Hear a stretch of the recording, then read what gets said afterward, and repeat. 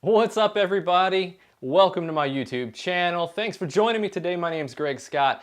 Today I'm going to go over just a couple of tips about building your photography or videography business. Okay, what's up, guys? Welcome back. Thank you for joining me today yet again. I'm just going to go over a couple of tips about building your photography business, so stick around, check it out. I want you to hear what I have to say because this is just based off of my personal experience, and this may be able to help you.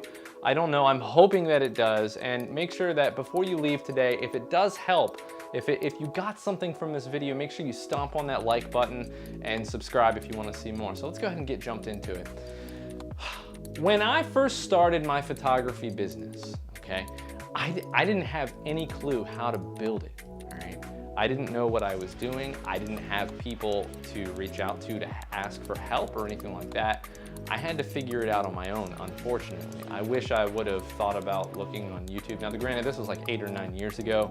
At that time, I didn't really see a whole lot of how-to or tips on how to build your photography business.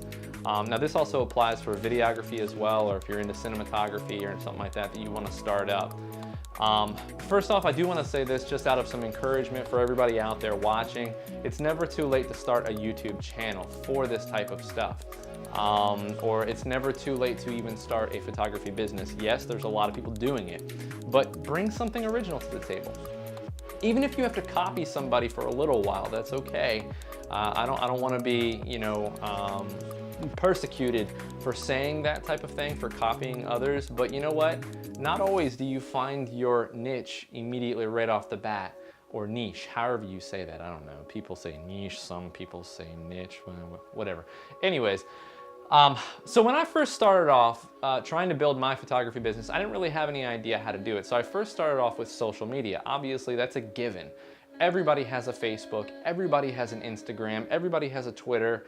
It's just like breathing. Everybody has it. Everybody's walking around like zombies. That's pretty much how it looks like to me anyways.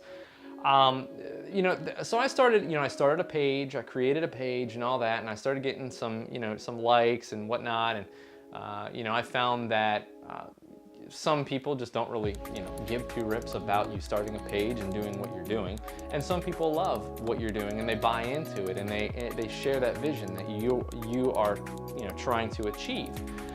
But one of the main things that I did that really helped out with my photography business and building clientele was actually getting outside of the four walls and doing some like impromptu casual shoots. What do I mean by impromptu? Obviously you understand the word impromptu. Impromptu is just kind of like on the fly. And I went to like a local area where, there was a lot of people and there was some cool cobblestone streets and maybe some cool neon lighting and whatnot. And I would go over there and I would find like a couple, a boyfriend and a girlfriend or whatever, and I would say, hey, are you guys interested in doing a small photo shoot? And of course I would have my camera in hand so that they wouldn't think that I was like some complete fake creep. And I would introduce myself and explain to them, I do, professional photography. I've been doing it for, however many years, whatever. And, I would say about 6 to 7 times out of 10, they would say, yeah, I actually remember one couple, the guy got involved in the photo shoot. They were just holding hands, walking through this area, and it turned out really, really awesome. It was really cool. And so that's what I want to encourage each and every one of you, how to build your clientele. That's a good way to start. And the reason why it's a good way to start is because those people will begin talking. Like that couple got me another job, and then that other job got me another job. And then before you know it, you're being referenced by multiple people from one shoot or one session that you did just on the spur of the moment while you were just really more so having fun and just trying to build your portfolio.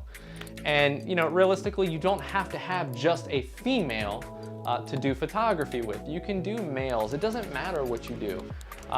Somebody could be walking their dog for all it really matters, and you take a hey, can I take a photo of your dog real fast? You got a real cute dog. I want to take a photo of it.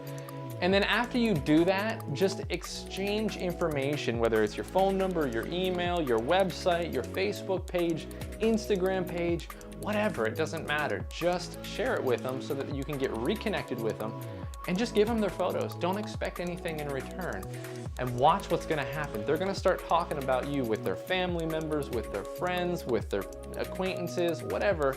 They're gonna overhear somebody talking about needing photography, and they're gonna be like, oh my gosh, I know this guy or girl that does photography. We were just hooked up with her or him a couple months ago, and he or she did an awesome little shoot, random shoot, and it turned out awesome. Here's what it is. Here's what it looks like. Here's what happened that night. We had a great time with this guy, and here's his phone number. Boom, there you go. You've got a photo shoot already booked, lined up, and after that, shortly after you start building your portfolio, you can start charging, because then you have something visually for them to see, and then you have references. Okay, it gives you that backup, that backbone to be able to stand up and say, yeah, man, I'm reputable. I'm reliable. And so that is the second thing that I want to go into.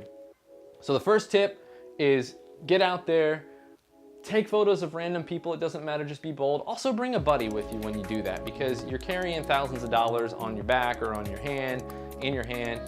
You get mugged by yourself, you don't have any witness, you don't have any help, and more than likely if you have a second person, like a buddy system type situation, somebody's not going to try to mug you if you've got more than one person with you.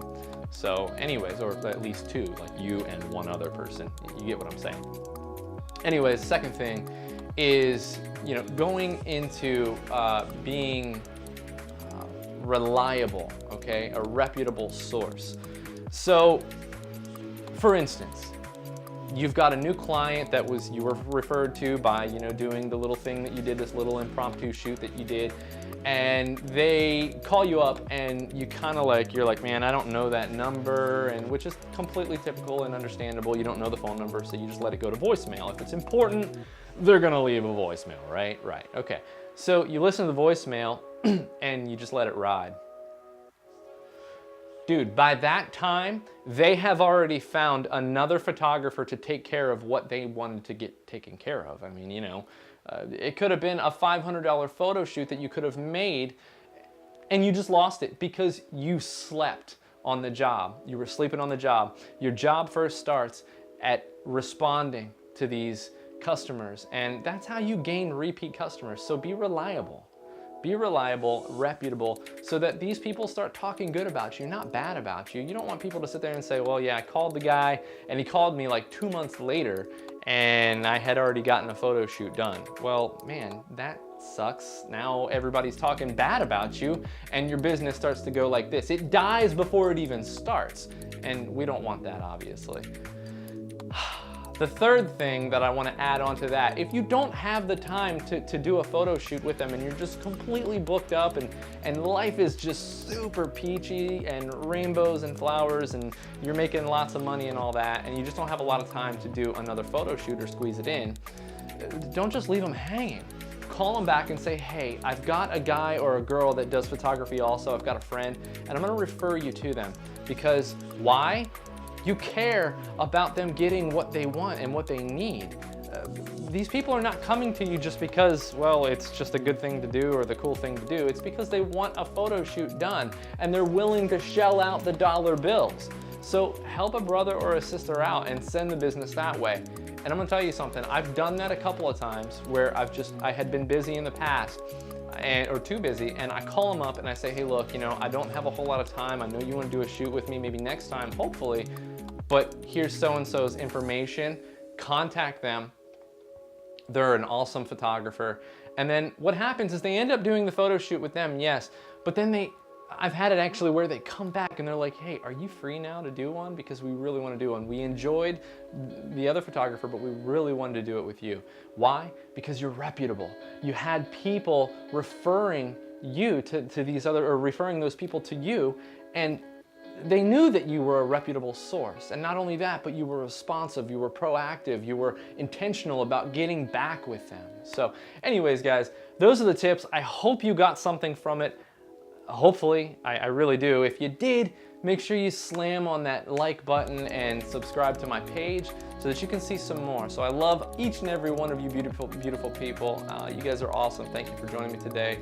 God bless. I'll see you later.